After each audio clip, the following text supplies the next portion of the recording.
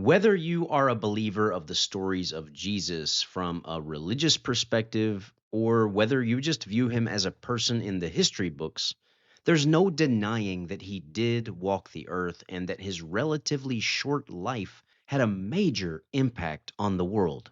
While there is some debate surrounding the exact years that he lived, for our purposes in this video, we'll just say that he lived from 4 BC to 33 AD, while he was spending his days in the Holy Land, laying the groundwork for what would turn out to be a major world religion. Sometimes it's interesting to take a step back and look at other parts of the globe and take a snapshot of that present moment in history.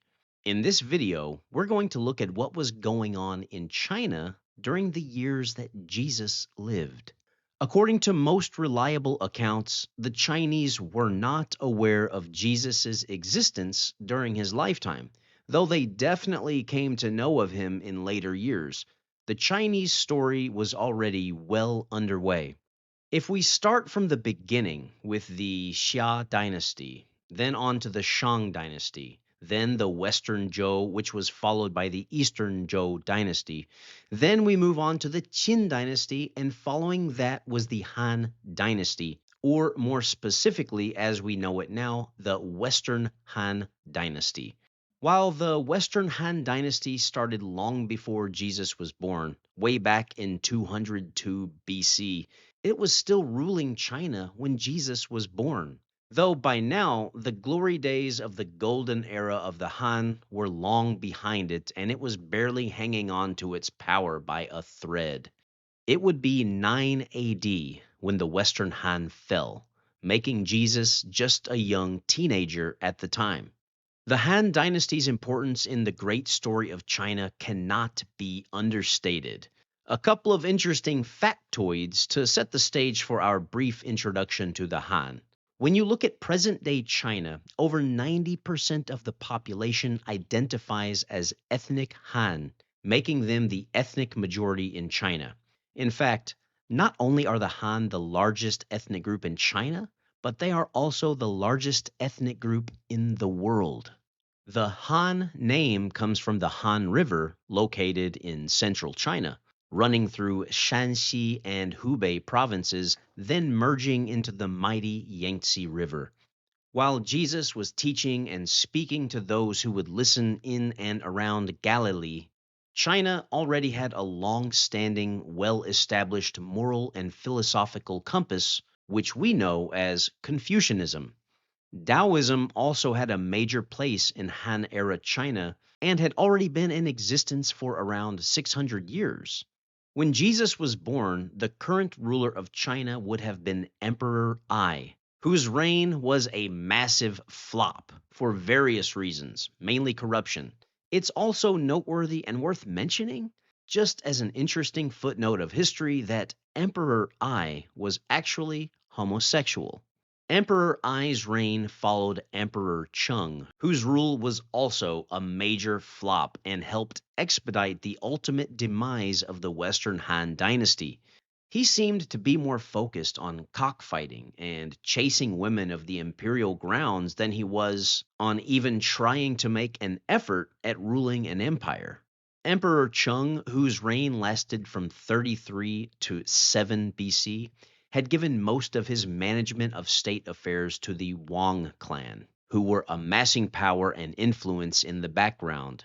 The Dowager Empress was already helping to foster the rise of her nephew, a man named Wang Mang. He was busy traveling around, speaking to the people, and gaining massive popularity, while Emperor Cheng was technically still the top dog. The disgraced Emperor Cheng died in 7 BC.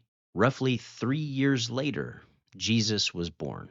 Emperor Cheng was replaced by his young cousin, Emperor Ai. His reign only lasted about 6 years. There was really nothing of note that happened under his rule, other than Han power further waning.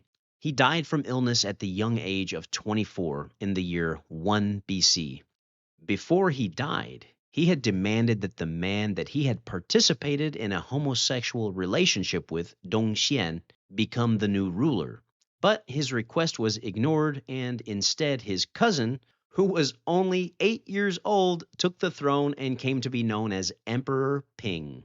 Although he was only 8 years old, he was still older than Jesus, who would have only been around 3 at the time. Hey guys, 你们想学中文吗? Do you know what I just said there? I just asked you if you want to study Chinese in Chinese. I personally think you should, and here's why. There are Chinese people all over the world, so your chances to use it are limitless. It could also open up new opportunities for you in life. I have partnered with the amazing team at Excel Mandarin, and I encourage you to go check them out. If you want to learn Chinese, you need to start practicing now.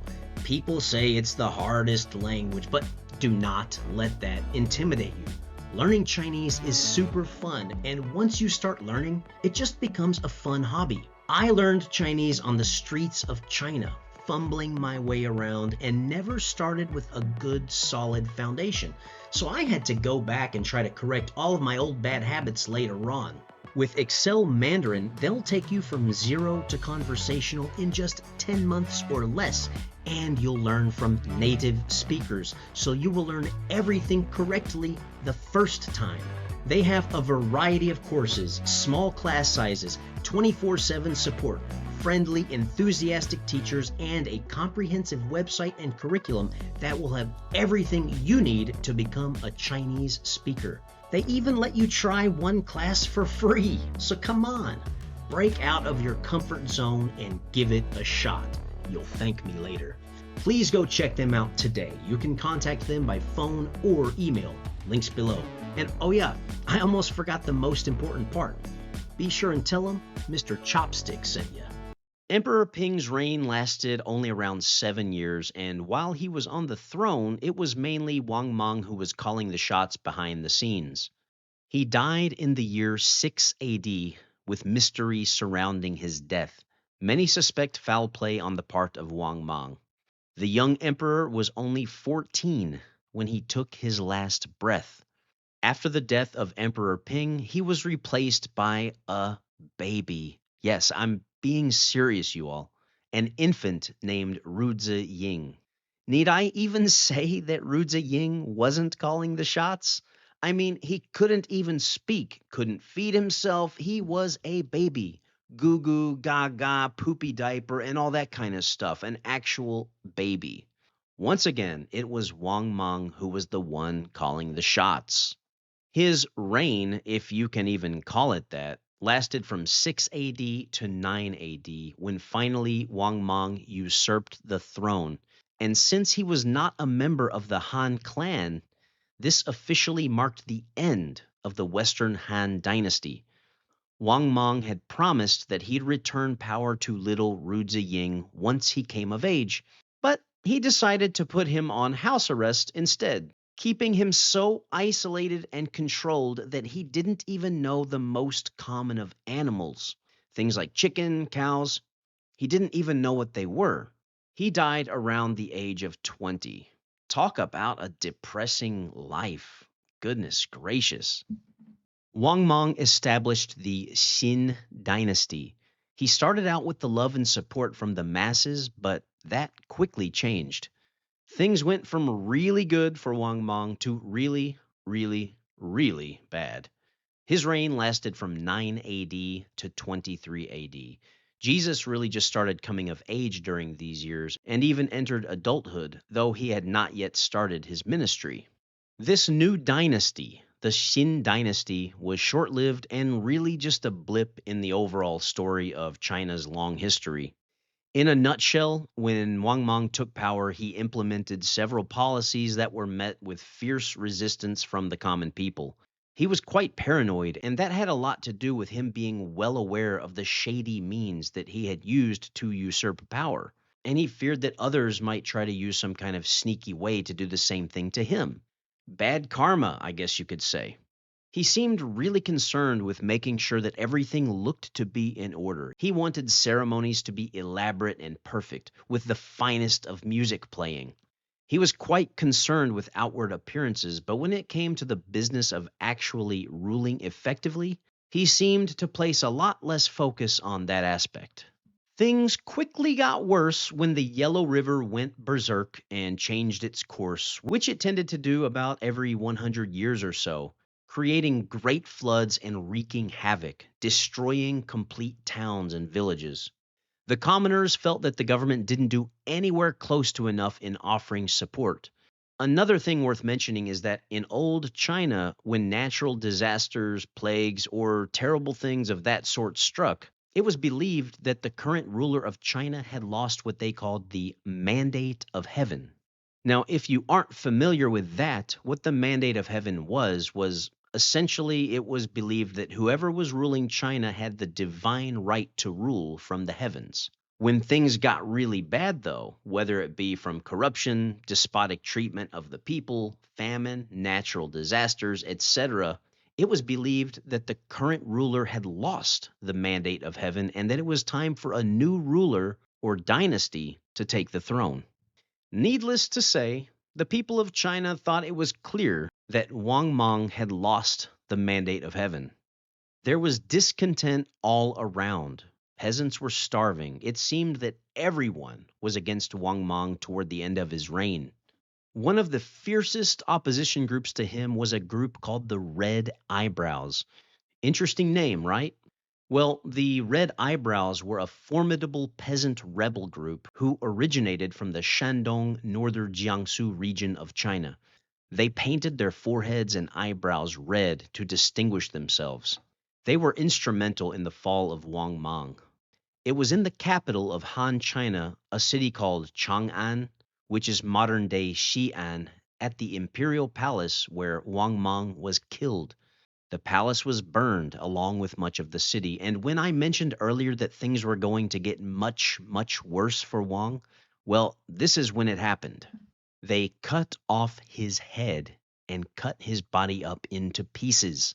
Before it was all said and done, people were kicking his decapitated head down the road like a soccer ball. Chang'an was burned and pillaged beyond recognition during the uprising. Wang Mang died in 23 AD. Jesus would have been in his late 20s at the time. Wang's death left a power vacuum in China, and the Red Eyebrows put in a puppet emperor. But it didn't take long to tell that while the Red Eyebrows were good at fighting, they were not ready to try to rule a country. They finally surrendered to one of the original Han Emperor's relatives, a man named Liu Xiu, who was merciful on the defeated Red Eyebrows. In 25 AD, Liu Xiu became the new ruler of China and became known as Emperor Guangwu. Due to him being from the Han group, he established a new Han dynasty. He moved the capital from Chang'an eastward to Luoyang City, creating what is now known as the Eastern Han Dynasty. It was early in Emperor Guangwu's reign when Jesus' fateful end occurred. About 8 years into the Eastern Han Dynasty's rule, Jesus was crucified. Although the Han Dynasty had been re-established, it was now in a much weakened state. There was much rebuilding to do. Some of the Han's old rivals had reassembled and were once again a constant threat. Emperor Guangwu implemented land reforms that improved the quality of life for rural peasants.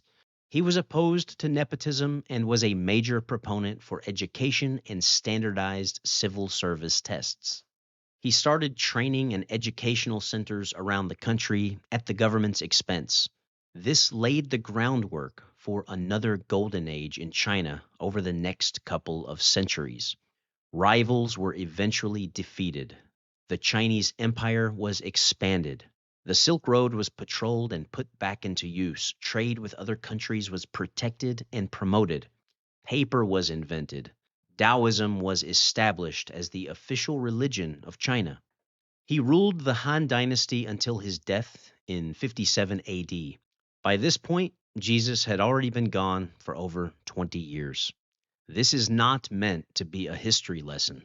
This isn't an exhaustive history of the Han Dynasty. This isn't intended to tell you the life story of Jesus. This is simply a snapshot of the short period of time when Jesus walked the earth. It's a glimpse of the Far East. Jesus just happened to live during a really wild and eventful period of Chinese history.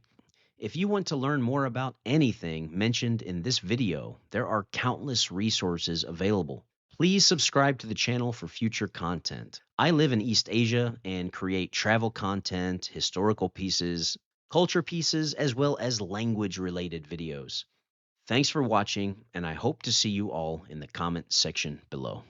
I want to give an extra special thanks to all of my YouTube members and Patreon supporters for their help in keeping this channel financially sustainable. Thanks to all of my grasshoppers and tigers, and an extra special thanks to my Pichio gang. And lastly, a huge shout out to my top tier supporters, Lee, Martin S, and David is Dawei. I see you guys, and I just want to let you know I appreciate it so much. Oh, and just so you know, you guys rock.